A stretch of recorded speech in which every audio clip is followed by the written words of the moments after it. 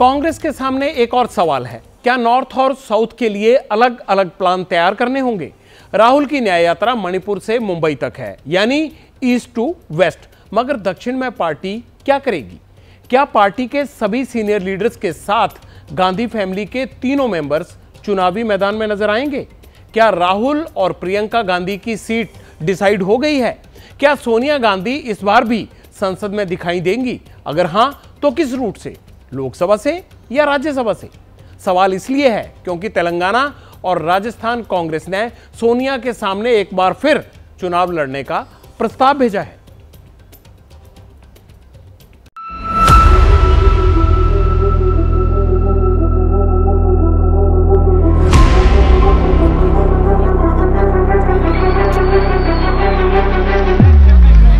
आज देश बेल्लारी के लोगों की तरफ देख रहा है।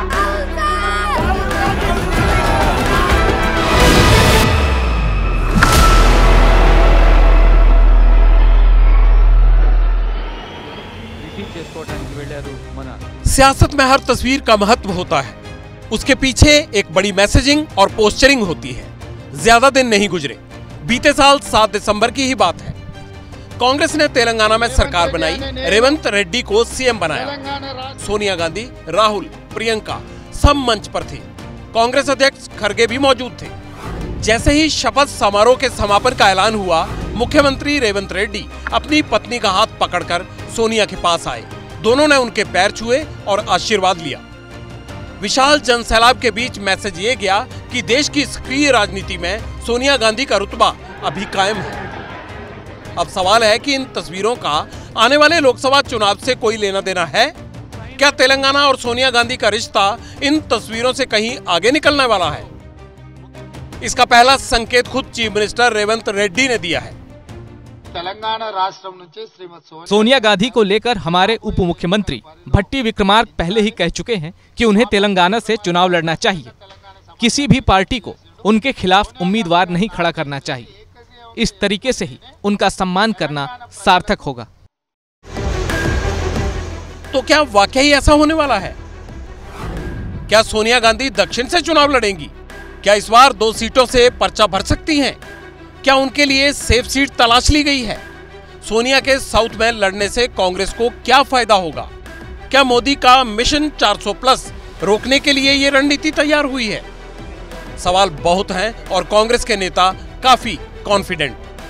मुझे लगता है कि वो बहुत परिपक्व नेता हैं, उनको पता है कि उनको आगे क्या करना है और हर इकाई चाहती हो वहां से लड़े। आप कर्नाटक वालों से पूछेगा वो भी कहेंगे, आप यूपी वालों से पूछेगा वो भी कहेंगे, आप पंजाब वालों से पूछेगा वो भी कहेंगे, क्योंकि उनकी लोकप्रियता है। असलियत ये है कि सोनिया जी हो गई या राहुल जी हो गए, ये इस देश में कहीं पर भी चुनाव लड़के जीत सकते हैं। ऐसा आप इनके विरोधियों के बारे में नहीं कह सकते हैं। ये सही है कि फैसला पार्टी की सेंट्रल लीडरशिप को करना है, लेकिन तेलंगाना कांग्रेस के नेता 2 महीने में 2 बार इस मुद्दे पर चर्चा कर चुके हैं। दिसंबर 2023 में तेलंगाना कांग्रेस की राजनीतिक मामलों की समिति ने अपने बैठक में इस संबंध में एक प्रस्ताव भी पारित किया। उन्हें मेडक, नालगोंडा या खम्मम लोकसभा सीट में से किसी एक पर चुनाव लड़ने की अपील की गई थी। मंगलवार को भी पार्टी की मीटिंग में सोनिया गांधी के तेलंगाना से चुनाव लड़ने की बात दोहराई गई।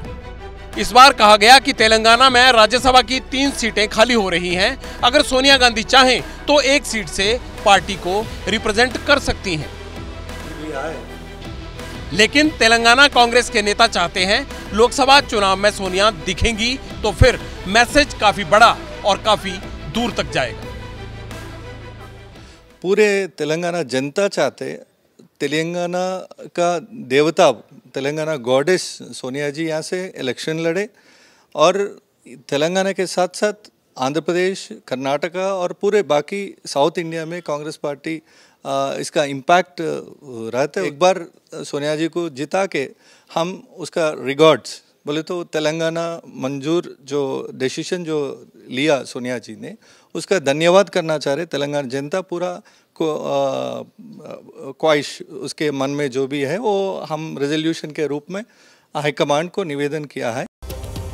साउथ की लोकसभा सीटों का समीकरण क्या कहता है और अगर कांग्रेस ये दांव खेल गई तो क्या मोदी के रथ को दक्षिण में रोका जा सकेगा, ये समझाना आपको बेहद जरूरी है। तेलंगाना, आंध्र, कर्नाटक, तमिलनाडु, पुडुचेरी, केरल, लक्षद्वीप और अंडमान निकोबार को मिला लें तो तकरीबन दक्षिण की 132 लोकसभा सीटें बनती हैं। यहां से 2019 में बीजेपी गठबंधन को इनमें से 31 सीटों पर जीत हासिल हुई थी, जबकि कांग्रेस अलायंस को 65 सीटें मिली थी। केरल में कांग्रेस का प्रदर्शन शानदार था, 20 में से 19 सीटें जीती थी, जबकि अन्य के पास 36 सीटें थी। ये वो दल हैं जो ना एनडीए का हिस्सा थे ना यूपीए का हिस्सा थे, जैसे जगन की वाईएसआर हो गई या फिर आप ये कह सकते हैं कि केसीआर की बीआरएस हो गई। हमारी जानकारी के मुताबिक तेलंगाना कांग्रेस की तरफ से प्रियंका गांधी को भी चुनाव लड़ने का न्योता दिया गया है, मगर अभी तक कोई रिस्पांस नहीं मिला है। इस बीच बीजेपी ने सोनिया गांधी के साउथ मिशन पर सवाल उठा दिए। सोनिया जी रायबरेली से लड़ी, राहुल गांधी जी मेठी से जीत नहीं पाए। अगर सोनिया जी का वहां लड़ने का फायदा राहुल जी को नहीं हुआ तो अब दक्षिण भारत में क्या फायदा देते जा रहे हैं? तेलंगाना से लड़ने की बात हो रही है। बात तो ये है कि अब गांधी परिवार को और कांग्रेस पार्टी को देश के सबसे बड़े राज्य जहां पे 80 सीटें उत्तर प्रदेश, वहां पे भी एक सीट आती नहीं दिख रही। वो वहां से भी बोरिया बिस्तरा समेटकर एक केरला चले गया, अब दूसरे कहीं और जाने की तैयारी कर रहे होंगे। ये तो अपने आप में दिखाता है कि उत्तर प्रदेश में भी इस बार 80/80। खैर, नेता कुछ भी कहें, लेकिन बीजेपी अपनी कमजोर कड़ी जानती है और हर कीमत पर साउथ वाली इस इक्वेशन को बदलना चाहती है। इसीलिए मोदी दक्षिण में पार्टी को मजबूत करने के लिए जमकर कोशिश कर रहे हैं। अब ऐसे में अगर सोनिया राहुल की तरह साउथ में चुनावी मैदान में उतरती हैं तो फिर उत्तर में कमजोर दिख रहे इंडिया अलायंस में ज्यादा जान फूंक सकती हैं। पार्टी नए तेवर और कलेवर के साथ अपने साथियों के साथ चुनावी मैदान में उतरेगी। कम से कम कांग्रेस की तो यही सोच है। और फिर इतना भी तय है कि दक्षिण में सोनिया को उतनी बड़ी चुनौती नहीं मिलेगी जितनी उत्तर भारत की सीटों पर बीजेपी से मिल सकती है। जैसे ही घड़ी का काटा दोपहर 2:30 पे आए, बबीता जी का दिल सास बहू साजिश के लिए मचल जाए।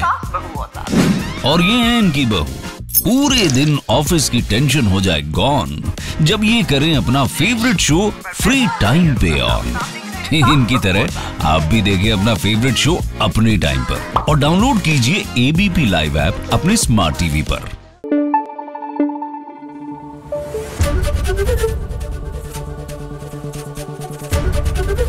एबीपी न्यूज आपको रखे आगे।